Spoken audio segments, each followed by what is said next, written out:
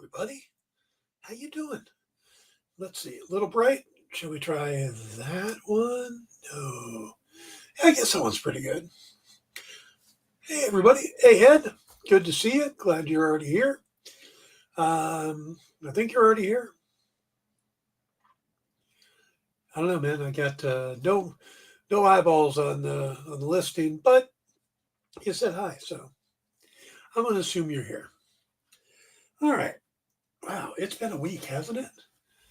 It has been a week. I mean, I'm going to start on a down in that, man, the news has just been horrible lately. And I'm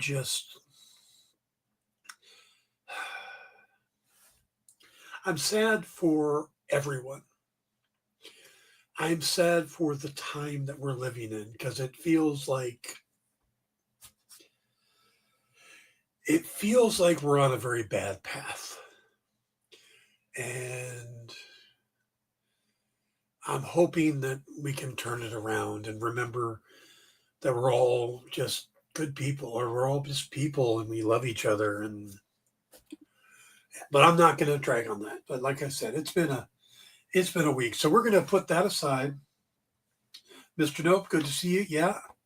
I do have the Panthers hat on one more time at least. They did play this weekend, and I got to tell you, I didn't think they were going to win. So maybe that has a different feeling because I think the team went further this year than they should have, or I expected them to, because they're still rebuilding. They're still getting their pieces in place. So I expected them to get to, they were 5-12 last year. I was hoping for 7-9 or 7-10, 8-9, and they did. They got to 8-9. I didn't expect them to get to the playoffs, let alone host a playoff game, and to take the Rams to the last minute. It was like the last minute or two that the Rams scored. Otherwise, it was a close game. It was 34-31. I couldn't be more proud of the Panthers. I think it was an awesome season. I think they have a lot to still grow on, a lot to still work with. They still need some more defensive help. So they got to improve their pass rush and their linebacker core.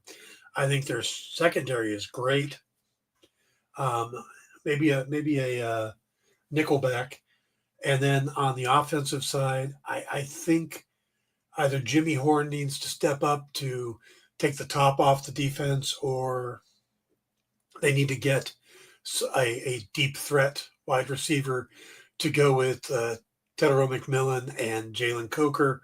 And I think Xavier Legette needs to really step up. He's just been kind of I think he's got potential, but so yeah, I think it was really good. I think Bryce Young showed himself well. We lost Ike Ekwonu for most likely next season, but all right. Well, I'm not gonna bury you guys in football talk. I know that's not what this channel is, but I do love football. I love sports. I grew up on them as well as comic books. It's kind of, I was that Renaissance kid. I listened to the Dodger games while reading my comics. Vin Scully and Captain America at the same time, Jack Kirby art and Steve Garvey at first base, or the Rams, or and I don't follow the Rams anymore. They moved. Ed loves football and hockey. I like hockey. I've been to a couple hockey games. I am kind of a Kings fan. I don't have a Kings hat. I need to get one. I was a Ducks fan for a little while when I lived in Anaheim because I lived right by the arena. And I have a Ducks jersey, but I just never could get into the Ducks, where I really like the Kings. So, but I do like hockey. Like I said, I actually won. Here's a quick story for you. I was home sick, and I put quotes because what I was I was home because I had a dentist appointment. But, I called in and I told them I had a dentist appointment, so I had a day off. So, I was laying in bed, and the local radio station, which was pirate radio at the time, they did a giveaway for the two. There was Dave Kingman was on the Kings, and he was the longest tenured king. And they said, "Tell us what two LA based athletes have been with the LA team longer than Dave Kingman with the Kings." And I knew instantly for the Dodgers it was Bill Russell. I was on it. I was ready. I got Bill Russell for the Dodgers. And then I was still kind of playing it around in my head for the Rams or another local team. And I knew I didn't like basketball. I didn't think. I mean, not that I didn't like basketball. I didn't like basketball as a possible answer.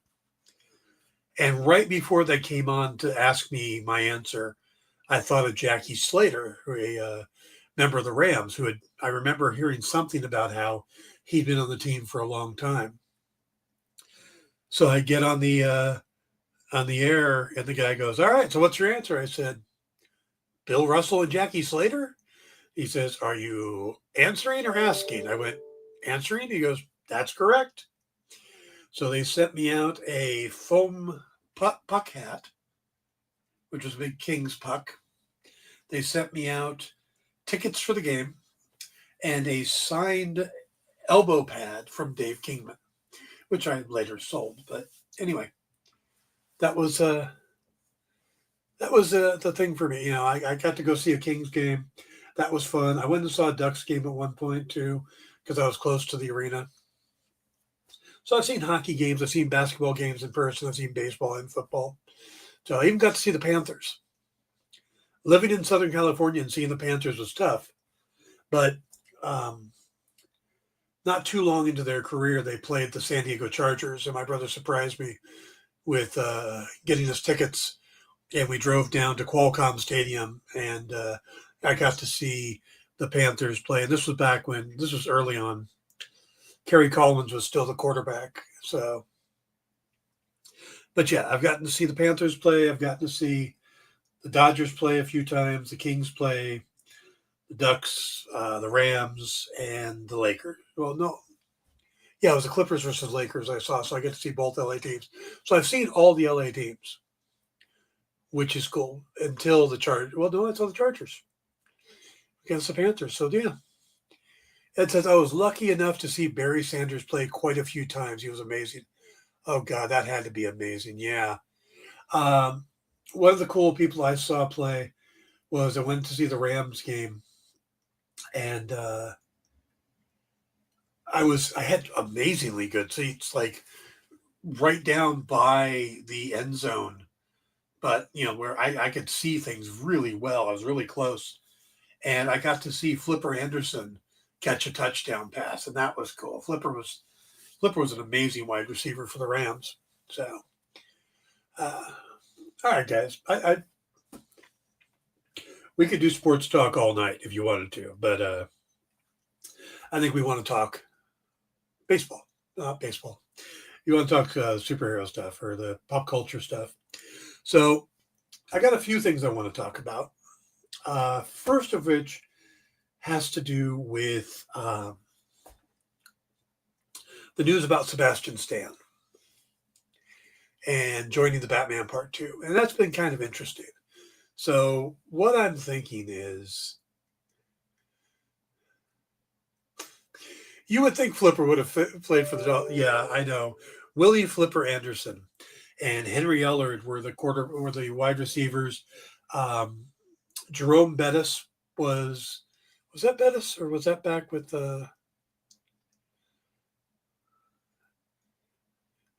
I watched some of Dickerson play. Eric Dickerson, man, that guy was a beast too. And then Jerome Bettis played. And Jim Everett was the quarterback. We had some bad quarterbacks as the Rams. Pat Hayden, who would carry the football out like way to the side. It was not good. We had Vince Ferragamo.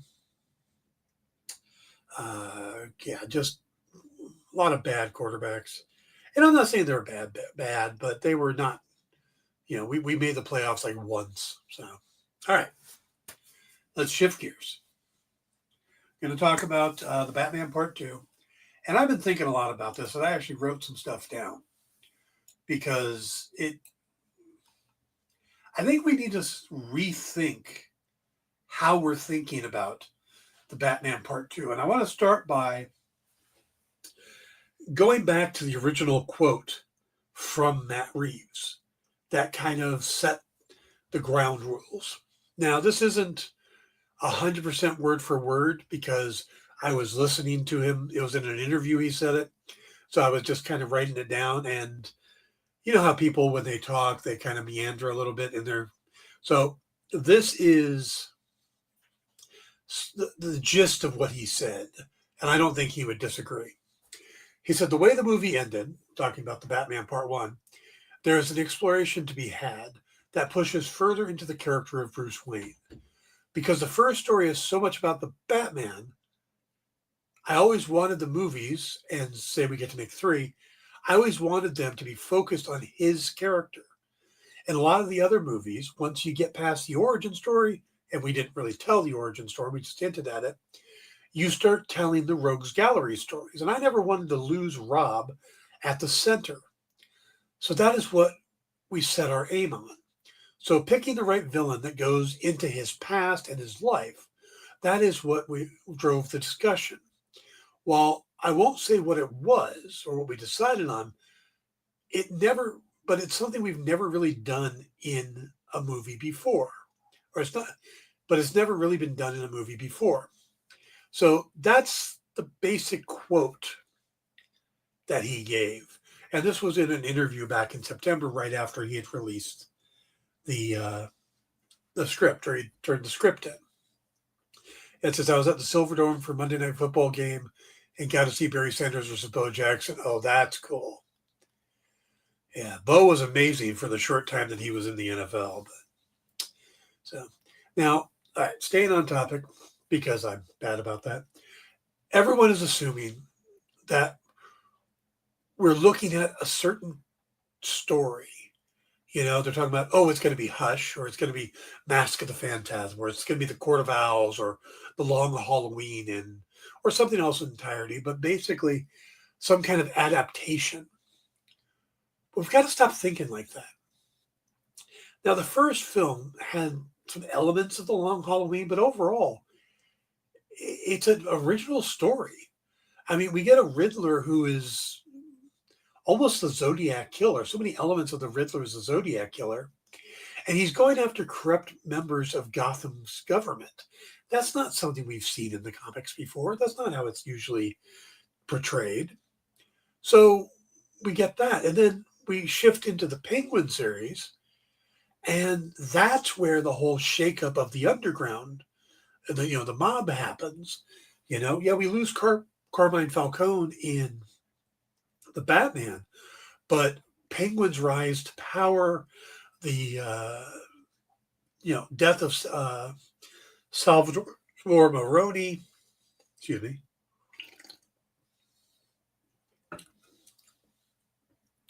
the entire crime family setup is completely undone in the Penguin. So you can't really do the Long Halloween, because that's, the basis of the Long Halloween is the holiday killer going through the mob families, and the mob families are gone. So I gotta believe we should stop thinking like he's going to adapt the Long Halloween or Mask of the Phantasm, and just look at he's going to pull these characters into something new. Matt Reeves is basically creating his own Elseworlds. And you guys, if you're not familiar with the Elseworlds term, it's like Gotham by Gaslight or Superman Red Sun, where you take the characters from the universe and you shake it up and you create a new interpretation using those characters. So you create a new Batman, but with something changed. He was during the era of Jack the Ripper was when he was born, or, he was done as a caveman, or, His mother was still alive, but his father was dead. I mean, there's been a lot of interpretations. He was a vampire. Or so as Superman, Red Sun, he landed in Russia instead of Kansas. And there's a lot of great Elseworld stories out there. But, so I think we got to start looking at the movies as an Elseworld. And I think we should do the same with Marvel. Because, Marvel didn't do Civil War. They did a movie called Civil War, but that wasn't what we got. Yeah, Elseworld is DC's What If. Exactly. Except What If will take a moment and flip it where DC might, it's more of a bigger chunk type movement, if that makes any sense. Like, what if we take this whole thing and drop it into a Lovecraftian style world? That was a fun story. I don't remember the name of it, but it just came out in it was an animated movie about a year or so back, and I really enjoyed that. So yeah, that's the big question. That's we got to start thinking differently. So if Sebastian Stan and Scarlett Johansson are playing Harvey and Gilda Dent, it doesn't mean we're going to get the Holiday Killer, because that world isn't really set up. And if we do get the Holiday Killer, it's going to be completely different anyway. Who's she going to go after? And I hope I'm not, this is all comic stuff. We don't know what he's going to do. So it would basically, and a lot of the elements in The Long Halloween would just be repeated, what we've already seen. And Reeves' world is moving very slowly compared to The Long Halloween. And The Long Halloween, each issue is a month later. And so far in Gotham, we haven't moved forward more than a month or so. And if you think about it, the first night that we meet the Riddler in the movie is Halloween night. The mayor's son's getting dressed up for Halloween. The last night is election night. And if you know election thing, it's basically the first Tuesday after the first Monday in November.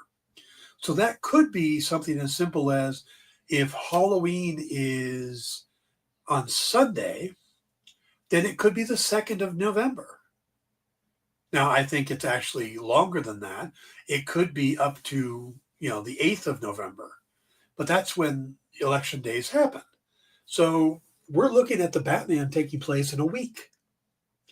The Penguin takes place after the Batman, but before Christmas. So it's like early December by the time we're done. It goes through like Thanksgiving, I think.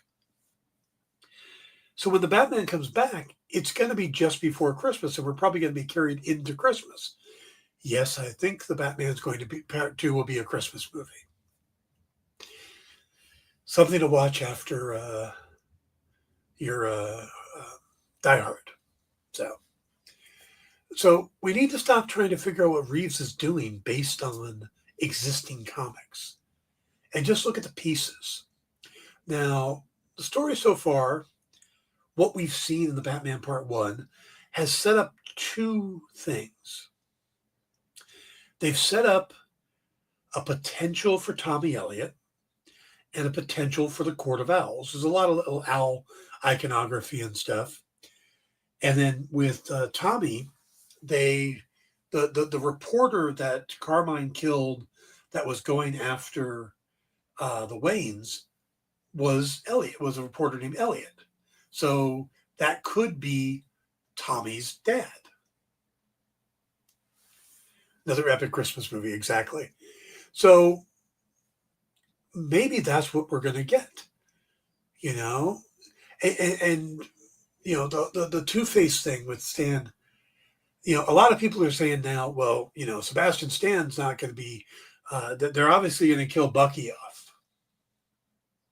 They're going to kill Bucky off because Sebastian Stan's going to be in the Batman Part 2, and that's going to be filming around the same time as Avengers Secret Wars, and he can't be in 2 places at once. So obviously, he's going to need to they're going to kill off Bucky. I don't know if that's true. First thing, what if he's more of a setup in this movie? What if he's never Two-Face? What if he's just the new DA brought in to bring it, because Coulson got killed. DA Coulson got killed. They got to get a new DA. Maybe Real brought in him as a temporary, or maybe he won a special election. So you've got Harvey Dent now. Maybe he's working with the Batman. Maybe they're going to set that up, and that's assuming. I think a lot of scoopers are saying that Scarlett Johansson is likely playing Gilda because they see the Harvey thing and they're still trying to do the Long Halloween. Maybe she's not playing that at all. Maybe it's not Gilda Dent. Maybe it is, but we don't know that. But so they could be setting Harvey up for a long thing where he's in a little bit in part 2, and then, maybe he's the big threat in part 3. And how much do you want to put Two-Face as the main villain in part 2, or how much do you want to focus on him? Because we know Barry Keoghan is coming back as Joker, you're going to get a lot of people before the movie comes out comparing it to The Dark Knight, because those are your two villains in The Dark Knight. And I don't think you want that. I don't think you want comparisons to what is arguably one of the best Batman movies.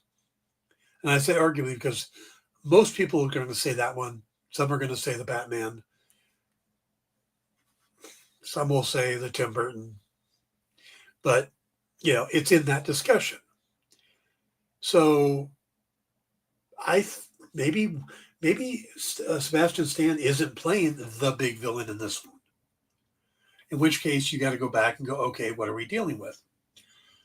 What if this story, and this is absolute total speculation at this point, what if this story is about Tommy Elliott, someone who was friends with Bruce when they were kids, and then Tommy's father saw something about the Waynes, started digging into it, caused the rift.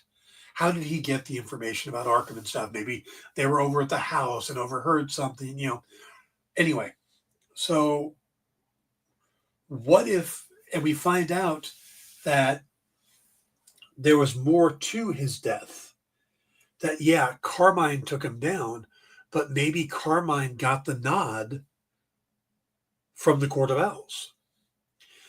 Maybe this movie has Bruce dealing with his past, really getting to see what his parents were like, and focusing on Bruce as a kid, and kind of flashbacks and stuff like that, and then reconnecting with Tommy Elliott, and then later, learning as they go along when he's trying to stop Tommy, because Tommy figured out about the court and is going after the big families. So, what if that's the big reveal at the end, is that it's all connected? But what we see where the first Batman went against the crooked cops and politicians, the Penguin went against the crime families. What if the third one is Tommy Elliott as Hush, trying to take down the established families, the mover and shaker families that make up the Court of Owls, but we don't find out about that till the end of the movie and sets up number 3. Because if you remember, Reeves is making something he calls the Batman Epic Crime Saga. And that sounds like an arc to me, like all 3 of those movies are connected. Where if we suddenly go into the Holiday Killer, the Holiday Killer doesn't really fit into a story about Bruce. It's Bruce solving it, but it doesn't really go into his past. So they would have to find a way to tie that in. Also, if they were doing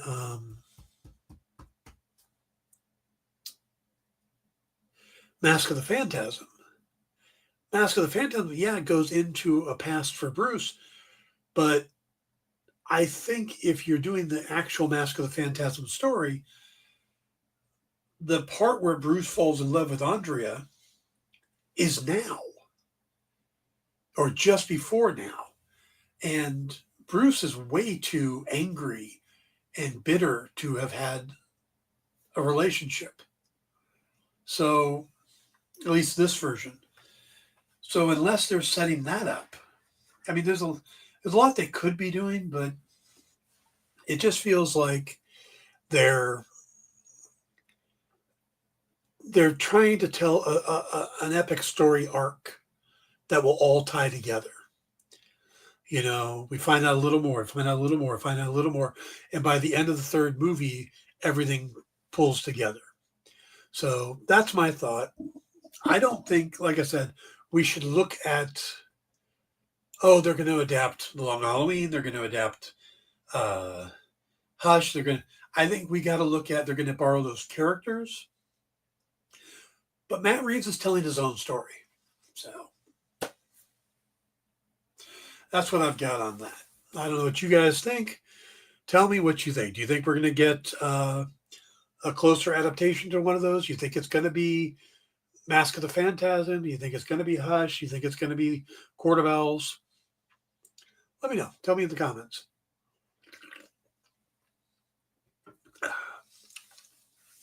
All right. Well, let's move on and talk about television right now. There's a lot of stuff coming up. I have got a list of the shows that I want to watch. And it's become absolutely ridiculous. Now, there's some things that have been on here for a while and I haven't just got to. Like, I still need to watch second season of Sandman. Knowing that it's already canceled, I've had a hard time jumping back into Sandman. But I want to watch that. Death by Lightning. I've watched half the first episode. I'm curious about it.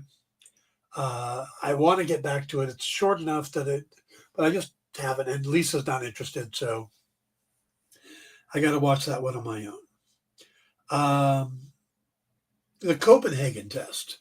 It's one on Peacock with Simu Liu that looks really interesting. It's a spy thriller with some sci-fi elements. I want to check that out, but I haven't yet. Alex Cross season 2 is coming back with Aldous Hodge. I thought the first season was great. I look forward to seeing season 2. The Pit's back. The first episode of The Pit just dropped the other night. That show is so intense. We'll watch that first and then plan shows afterwards that are kind of a decompression. Like, okay, we'll watch The Pit and then we'll watch some of the Traitors because Alan Cummings will make us feel better with his fabulous outfits. And then we'll end the night with maybe some Deadliest Catch because, catching crab, that's really just kind of low key. But The Pit's that way. I'm trying to catch up on The Night Manager. I remember watching the first episode, didn't get back to it, but it's such a good cast, that first season, and season 2 is coming. So I want to check it out. The first season stars Tom Hollander, Tom Hiddleston, Hugh Laurie, Elizabeth Debicki, Olivia Colman. I mean, it's a great cast. Rewatched the first episode. I'm back into on that. I just need to get in there and watch it. Starfleet Academy is launching soon, so we're hooked on Starfleet next. Strange New World. So I'm gonna check out Academy, see if that's any good. I've been meaning to watch The Jackal. I remember watching the first episode, and again, that's another one Lisa's not interested in, so it's hard for me to get back to, but I need to get back to that. We got the Wonder Man series coming up. I'm looking forward to that. We have the new show on Netflix coming up called the I don't know if it's the RIP or the RIP, but it's Ben Affleck and Matt Damon in a thriller. That could be good. But the one we tried last night is surprisingly good. It's called His and Hers. It's a murder mystery set in a small Georgia, small rural Georgian area, and it stars John Bernthal and Tessa Thompson. So you've got the Punisher and Valkyrie, and there's so many twists and turns. I don't even know what I can actually say about it without giving too much away. It also has Pablo Schreiber in it and other faces you'll recognize, but it's basically you open with a dead woman on the hood of a car, and it just runs from there. And if you're not hooked by the twist at the very end, if you've got Netflix, give the first episode a shot. It's only 6 episodes. It's based off a book. It's a horrible title, His and Hers. It's a play off the line "two sides to every story," his and hers, or theirs and mine, that type of thing. Though I prefer 3 sides to every story, yours, mine, and the truth. But yeah, so it's called His and Hers, and Tessa Thompson plays a television reporter, like an anchor for a major news station, who has disappeared for a year. And John Bernthal plays a local detective and is called to the scene of the murder. And it all just goes from there. And every time you think you know where it's going, there's a twist, and then another twist, and another twist. And we made 3 episodes, which is half the episode so far. And I can't wait to see how this ends, because it's pretty wild. I'm pretty impressed by it. So I can't say, it's going to be one of those that how they stick the landing will be important. I might come back to you next week and go, stay away. Do not watch that show. It's bad. And I've done that on a few things where it's like, I'm hooked. I am tapping out. I'm 4 episodes in and I'm done. There was the Bill Pullman one recently that I just did not like, because everything was too related to the detective. And I can see that happening here, but they're pretty upfront about it, and it makes sense here. So if you got Netflix, check out His and Hers. So, all right. Another thing I was hoping to talk about today. Oh, thought I would show this, especially to Ed. I got into painting my Warcraft figures a little this weekend.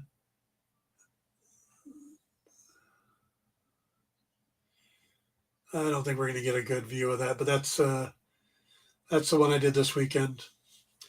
He's the leader of my army. So spent the time on him yesterday. I would say he's tabletop ready. He's not parade ready. And that's the 2 terms they use. Tabletop ready means that from a foot away, he looks spectacular.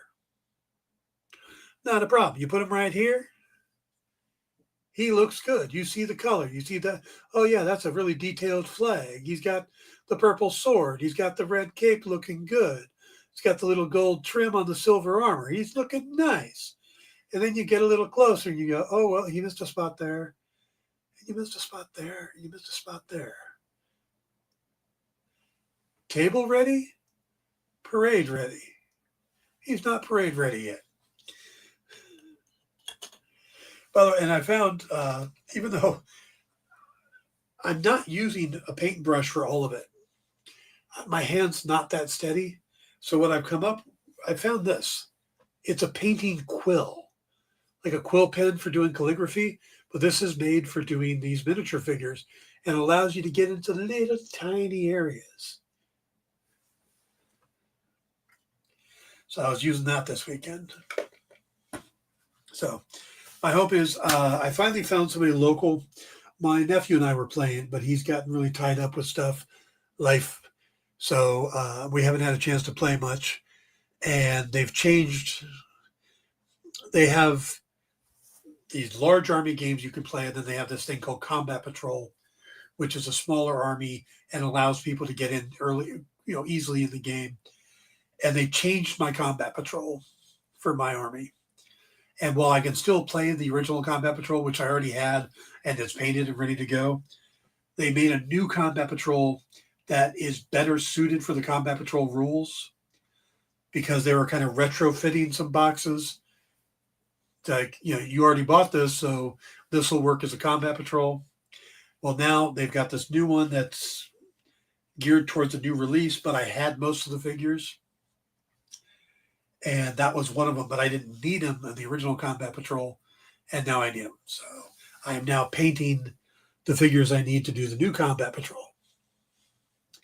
And I've got a buddy of mine who I used to play D&D with, who also does Warhammer. He's an old school Warhammer guy. His Black Templars are all made out of metal. They're all pewter or lead or whatever the figures were.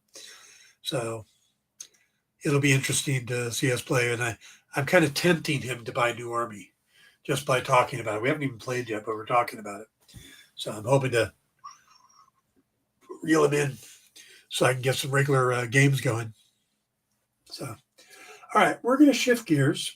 I don't do a lot of talking about comics on here, which is weird because I write comics. You would think that I would talk more about comics. But I recently was buying some comics because they were all the rage. Everybody was talking about them.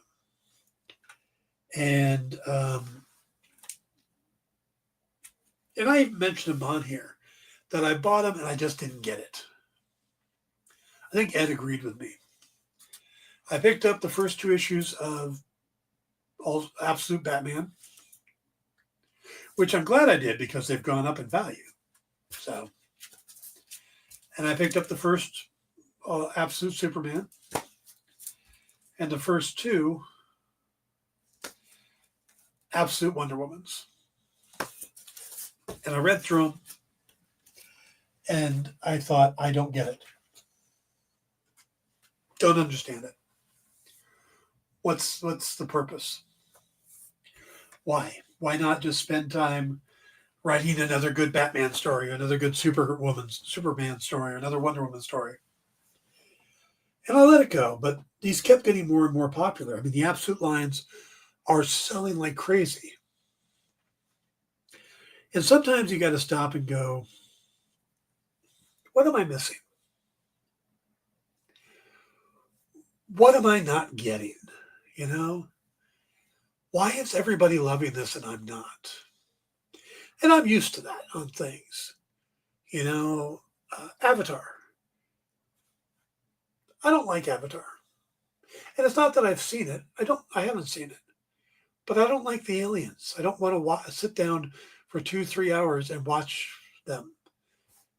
Don't like it,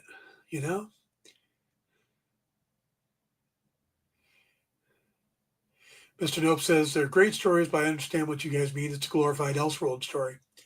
And that was part of my problem, is that I didn't really look at it as an Elseworld story because I didn't get what it was supposed to be.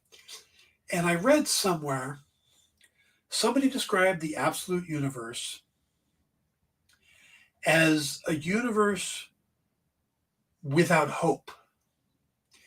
What if these characters were born in chaos?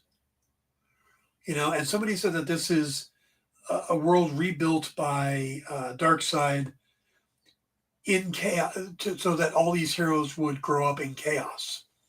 And I thought, okay, so it's kind of a line-wide Elseworld. And I like that idea. I don't know if I like the idea of the pitch itself about being born in chaos and the lack of hope. And I think because you look at the recent Superman movie and what everybody seems to like about it is that it brings hope back. So I thought, all right, I had a Amazon gift card. Let's try one of these. But I'm not going to go and chase the individual issues. I'll pick up the first volume of Absolute Batman because that's what everybody's talking about. That's the big one. So I did. First volume, Absolute Batman. And I read it. And I had a hard time connecting with the character. And then I realized I don't really connect with the regular Batman either. I'm not a orphaned millionaire with an underground cave where I keep all these amazing toys and I don't go out and beat up people at night. And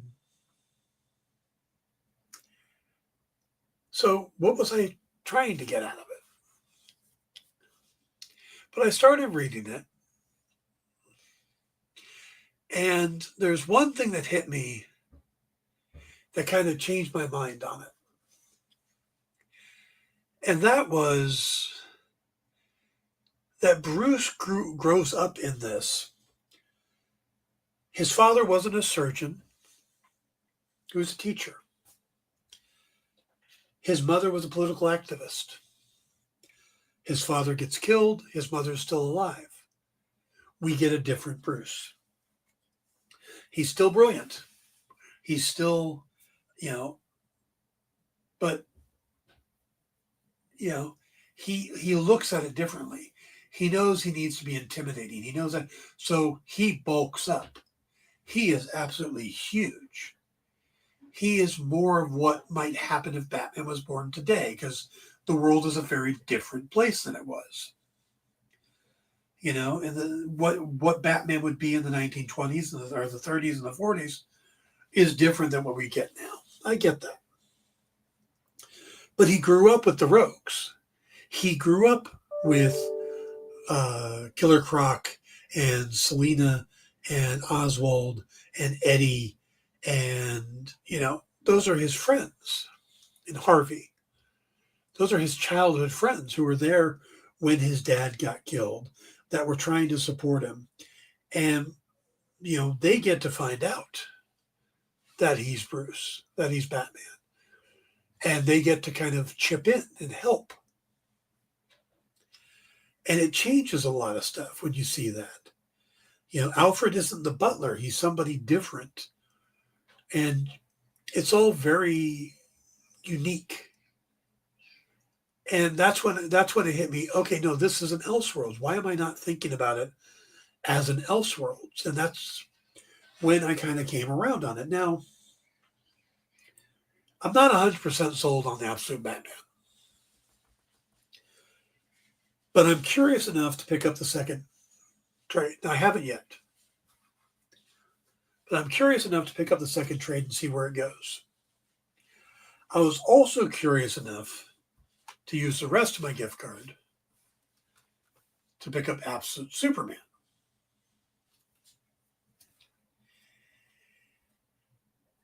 And I like this one even better. The other one was written by Scott Snyder, drawn by Nick Dragata. And I think Dragata's art is a little stylistic. It is a little hard for me to glom onto. I'm more of I like Jim Lee's art and John Byrne and, a little more realistic proportion-wise and stuff. And Nick is a little more stylized and cartoon. And maybe that's part of what's, I'm getting used to it. This one is written by Jason Aaron and drawn by Rafa Sandoval. And I am right in on the art right away. I think Rafa is doing an amazing job. Again, Nick's doing a good job too. But Rafa's art is more in my wheelhouse. That might help. Story-wise, I find it more interesting in that it's a look at Krypton, a more modern look at Krypton. It's not utopian society where they just didn't listen to Jor-El, who was one of the most revered scientists. He's an engineer that works in the fields, in mine shafts and stuff. He's a mine engineer, and his wife is uh, she can build rockets and stuff. They're different. You know, we look at this Superman very differently. He doesn't come to Earth when he's a baby. He grows up with his parents. He's affected by his parents. He's affected by Krypton, the world he lives in.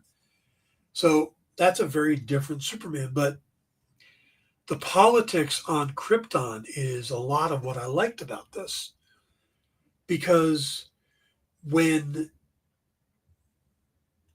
Jor-El and them figure out the planet's dying, and they try to tell the powers that be, they're of course rebuffed. But what we find out is they already knew. The powers that be already knew and pretty much put a plan together to get the important people off the planet. There was no attempt to try to save everybody, just high society, just the science guild or whatever it is. And when you read that, you're like, oh yeah, that makes more sense. If these are all scientists and they're presented with evidence, they're not going to go, no, we don't believe you. They're going to look at it and go, shit. No, we don't believe you. Go away. Bye-bye. Go. It's fine. It's fine. Build some rockets now. And that twist really got my attention. Also, there's other little twists and chains and stuff that, again, if you go at it with the mindset that this is an Elseworlds, maybe it's an Elseworlds universe that's going to have all these different things.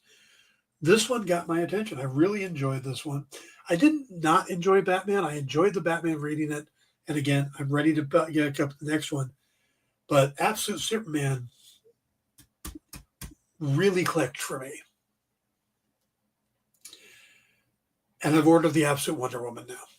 So we're going to try that one. That should be here in a day or two. I can tell you about it next week. But these are coming around for me. I'm starting to get it. I'm starting to see. Because they say it's a world without hope. And this is going to go back to how I opened the show, about how rough this week is. This feels like when Siegel and Schuster created Superman, or when Bob Kane and Bill Finger created Batman, and William Moulton Marston created Wonder Woman. It was all in a different world. It was in a different time, in a more utopian time. And I'm sure they didn't look at it as a utopian time.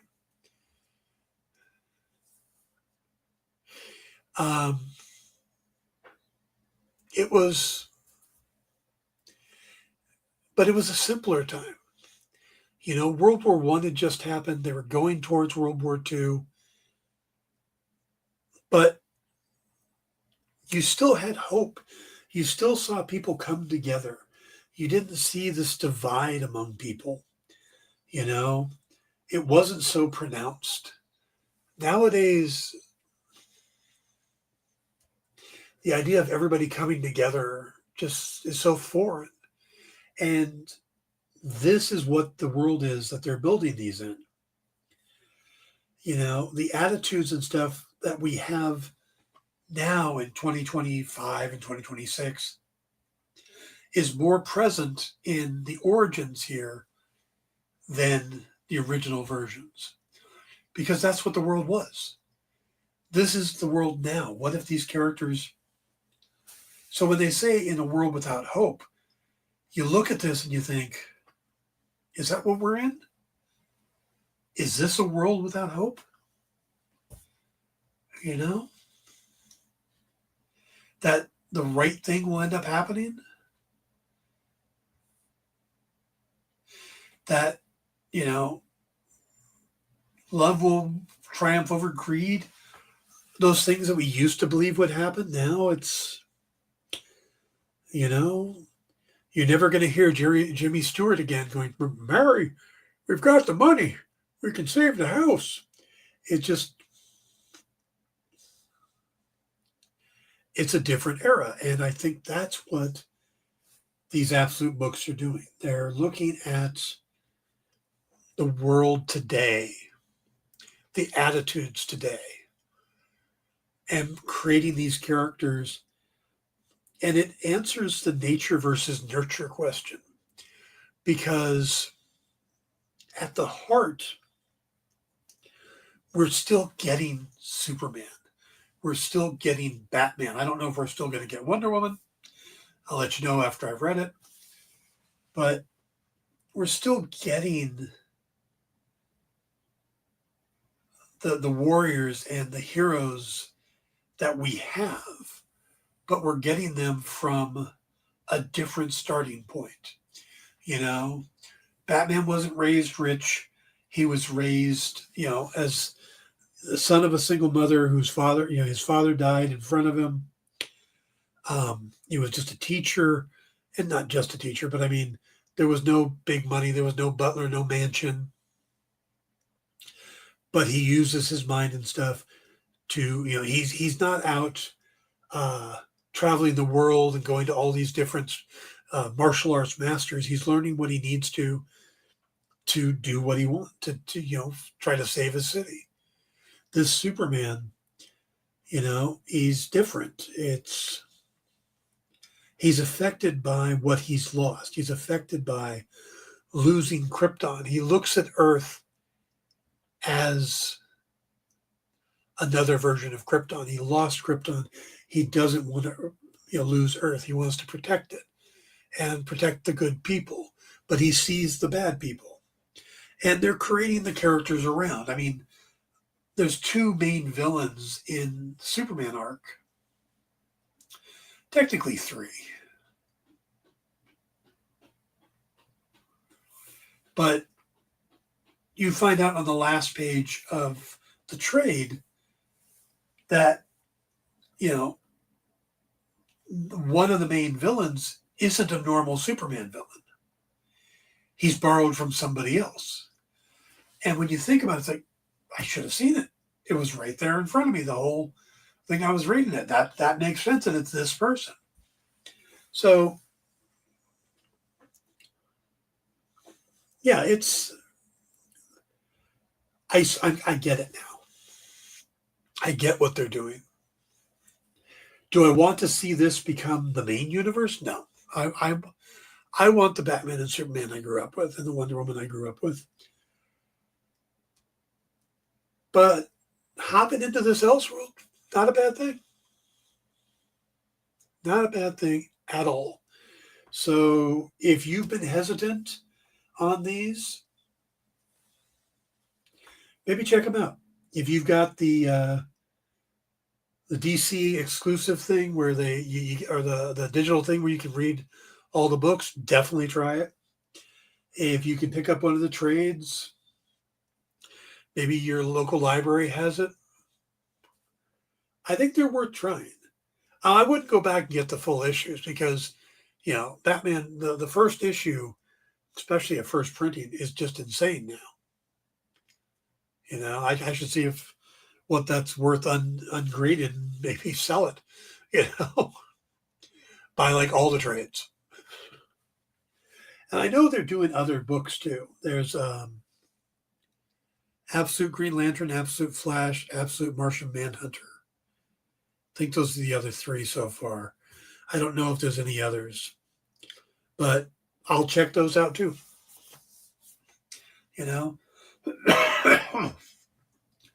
I'm curious enough now and to at least give these a shot.